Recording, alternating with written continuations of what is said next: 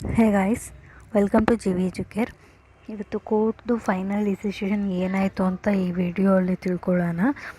So first ಏನಪ್ಪ discussion ನಡೆದಿದ್ದು ಅಂದರೆ ಸೆಕೆಂಡ್ ಹಾಫಲ್ಲಿ 44 ಸ್ಟೂಡೆಂಟ್ಸು ಇವಾಗ ಫಸ್ಟ್ ರ್ಯಾಂಕ್ ಅಂದರೆ 720 ಔಟ್ ಆಫ್ 720 ತೆಗೆದಿರೋರು ಅವರು ರಿಜಿಸ್ಟರ್ ಮಾಡ್ಕೊಂಡಿರೋದು ರಿಜಿಸ್ಟ್ರೇಷನ್ ಪೇಜ್ ಓಪನ್ ಮಾಡಿದ್ಮೇಲೆ. ಸೊ ಇದೊಂದು ಡಿಸ್ಕಷನ್ ಆಯಿತು. ಸೆಕೆಂಡ್ ಏನಾಯಿತು ಅಂದರೆ ಈ ಡಿಸ್ಕಷನು 2 ಸಿಟಿ ಮೇಲೆ ಡಿಸ್ಕಷನ್ ಆಗಿದೆ. ಒಂದು ಬಂದುಬಿಟ್ಟು ಜಾರ್ಖಂಡು, ಇನ್ನೊಂದು ಬಂದುಬಿಟ್ಟು ಗೋಧ್ರಾ ಅಂತ. 24th ಏಪ್ರಿಲ್ ಏನಾಗುತ್ತೆಪ್ಪ ಅಂದರೆ ಪೇಪರು NTA ಒಂದು ಏಜೆನ್ಸಿ ಮೂಲಕ ಟ್ರಾನ್ಸ್ಫರ್ ಆಗುತ್ತೆ ಒಂದು ಬ್ಯಾಂಕ್ಗೆ. ಓಕೆನಾ? ಆ ಬ್ಯಾಂಕ್ಸಿಂದ 3rd ಮೇಗೆ ಡಿಸ್ಟ್ರಿಬ್ಯೂಟ್ ಆಗುತ್ತೆ ಸಿಟಿ ಸೆಂಟರ್ಸ್ಗೆ. ಸೊ ಆ ಸಿಟಿಯಿಂದ ಅದು ಆ ಸಿಟಿಯಲ್ಲಿರೋ ಸೆಂಟರ್ಸ್ಗೆ ಹೋಗಬೇಕು.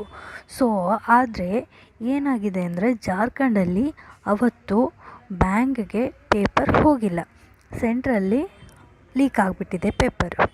ಸೊ ನೆಕ್ಸ್ಟ್ ಇನ್ನೂ ಒಂದು ಗೋಧ್ರಾದೇನಾಯಿತು ಅಂದರೆ ಒಬ್ಬ ಟೀಚರು ನೀವು ಯಾವುದೂ ಪೇಪರ್ನ ಫಿಲ್ ಮಾಡಬೇಡಿ, ನಾವು ಫಿಲ್ ಮಾಡ್ತೀನಿ ಅಂತ ಹೇಳಿದರು.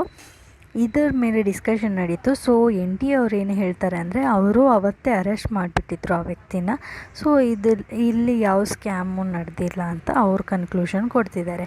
ಆದರೆ ಕೋರ್ಟು ಎಲ್ಲದಕ್ಕೂ ನಮಗೆ ಕ್ಲಾರಿಫಿಕೇಷನ್ ಬೇಕು ಅಂತ ಕೇಳ್ತಿದೆ ಎಲ್ಲ ಕೇಸಲ್ಲೂ. ಸೊ ಇವಾಗ ನೆಕ್ಸ್ಟ್ ಡೇಟ್ ಕೊಟ್ಟಿದೆ ಮಂಡೇ 22 ಅಂತ ಹೇಳಿದ್ದಾರೆ. ಸೊ ನೋಡೋಣ ಗೈಸ್, ಬರೀ ಇದೇ ಆಗ್ತಿದೆ ನಾಳೆ ನಾಡಿದ್ದು ಅಂತಲೇ.